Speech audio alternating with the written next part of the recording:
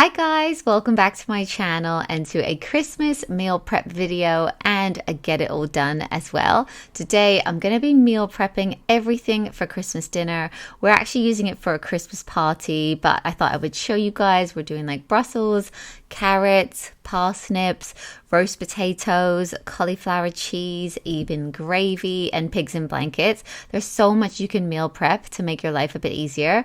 And also throughout the last few weeks, if we've done any decorating around the house, then we have filmed it. So I thought I would show you guys that as well, because for the first time ever since we moved into this home, we have done like outdoor Christmas lights and we're so excited. We've been waiting and waiting to do this. So yeah, I can't wait to show you how that is looking as well. So yeah, I hope you really enjoy this video. Let me know what you think in the comments below. And if you're new here, I would love you to consider subscribing for more like this. And I also wanted to apologize that I missed a video last week. A few of you guys messaged me going like, where are you? But it was just super busy. Something happened, which meant that Matt had to go away for a few days. So I was solo parenting and planning Christmas, and it was just all so crazy, but I'm back, so don't worry guys. But first up today, I'm going to be prepping carrots and parsnips. So for this, I'm basically just peeling them, cutting them, and then I'm going to parboil them as well. I'm just going to parboil them for about 5 minutes just to soften them. You could probably even do it for like 3 minutes, but I do that and then I'll freeze them ready for when I need to use them. And while they're actually boiling, I'm going to start peeling and cutting my potatoes for roast potatoes. This is such a good one to do before Christmas Day because all of the peeling and chopping, it can be quite time consuming and quite stressful if you have guests over or your kids are asking for help with presents and like it's all happening on Christmas Day. So we actually meal prepped for the first time last year and I was blown away. Like they still tasted really good. Everything was fine even though we froze it. So once it's parboiled and I've strained it, I'm then going to lay it out onto like baking sheets and let that cool for a little bit before I put it into the freezer. I'm also adding some rosemary, which I like to cut up with my pizza cutter, and I'm also going to season it with salt and pepper as well. But by freezing it on a tray like this in one layer, it means that then once they're frozen, you can pop them into a bag and not everything will stick together in one big clump. It will all be separate and easier to then cook when you need to. So then I parboiled the potatoes for about 5 to 8 minutes and then I've strained it and I'm shaking it around to really like rough it up and give it, that like sort of crispy roast potato bit. And you can also add like a tablespoon of flour if you want to. And then I'll freeze them in the same way. And now I'm making the pigs in blankets. These are so easy to make. I only started making them myself a few years ago. I used to just buy the pre-made ones, but this is so much cheaper and it literally takes like a few minutes. You can just buy like high quality sausages and some bacon as well, and just obviously roll the bacon around the sausages. It's so simple. And then you can also choose like slightly nicer sausages or slightly bigger ones as well, because in our house, the pigs in blankets are what goes like immediately. We never have enough of them. So I'm just freezing a layer of it and then I've put some baking paper and then I'm doing another layer as well. And then you can just pop that into the freezer and pull it out the day that you need it, or if you want the night before as well. Next up, I'm making some gravy and I will link the recipe for this down below. It is such a delicious recipe. It's from the Tesco Real Food website, but it's also really easy because although it takes like some time, you pretty much just chuck it into the oven. So in this tray, I've put onion, carrots, celery, about 10 chicken thighs, and some seasoning and oil, and then I'm just chucking that in to kind of do its thing for about an hour, and then I'll show you how I then make the gravy. And next up, I'm making cauliflower cheese. This is personally my favorite part of any roast dinner. I just love cauliflower cheese. Like I could not have any meat but just have cauliflower cheese. So I'm sort of cutting that up. I'm going to put that onto boil, and while it is, I'm then gonna make like a Brussels bacon creamy dish. It's a Really delicious one. I'll link it in the description as well so you can get all of the measurements and everything.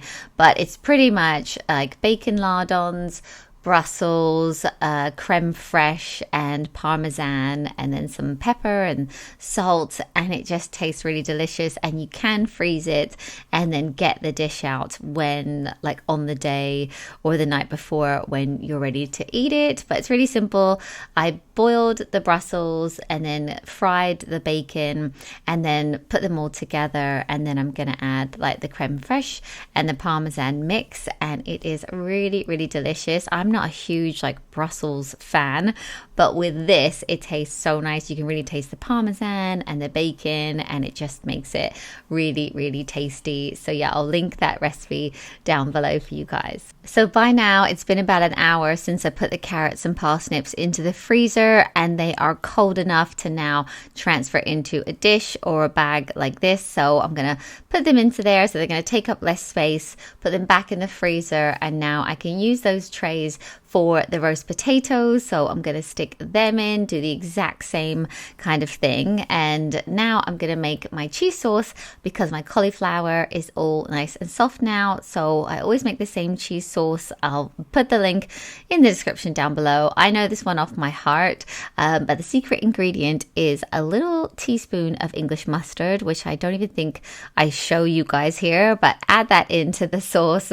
And yeah, it's just really, really delicious. And I sort of put half of the cheese in the sauce, and then I put half of the cheese on top. I tend to sometimes make it a little bit more cheese because I like it really cheesy. But yeah, cauliflower cheese freezes incredibly well, and it also cooks from frozen really well. So if you forget to get this out, it's no big deal. You can just chuck it into the oven. It takes like 35 to 40 minutes.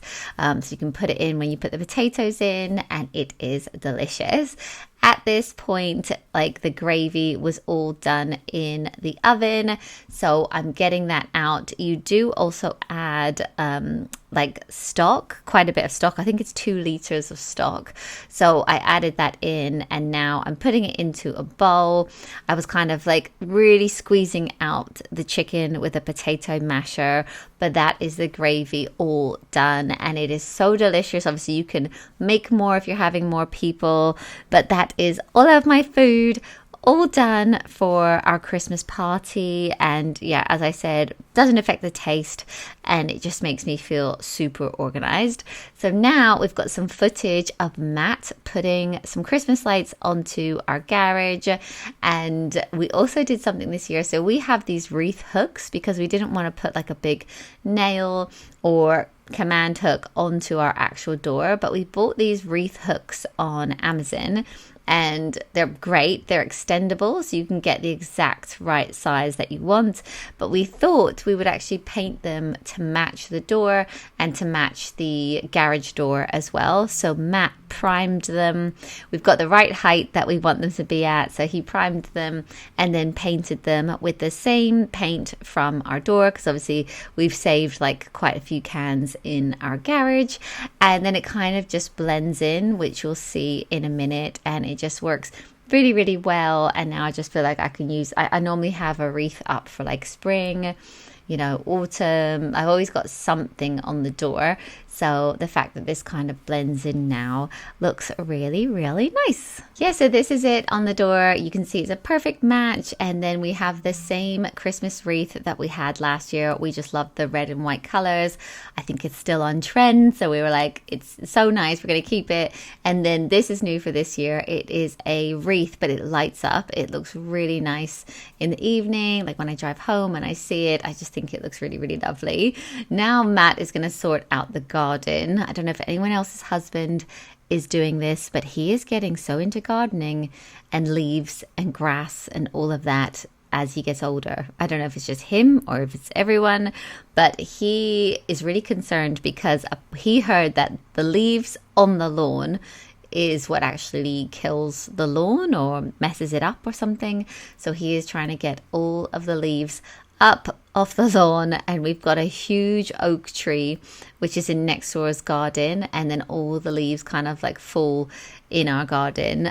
But yeah, he was like using a leaf blower, and then he's just gonna mow the lawn, move the trampoline, which is honestly so ridiculously heavy.